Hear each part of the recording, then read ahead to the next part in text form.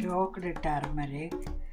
Let it be choked in the whole night.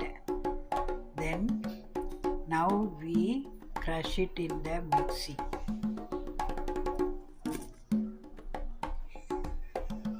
Put it in the mixie. See how it is grinded well in the mixie. You have to grind the turmeric like this. Then we have to dry it in a spacious place. Put a paper or sheet, then let it dry for a day.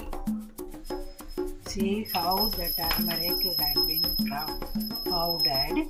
Then we have to sieve in this, get a little and little, and sieve like this. Then we can get a nice powder. This is the method of organic turmeric powder. Now you can understand how to make it. So ready-made powders are not as superior as this organic powder. So try to prepare in your house.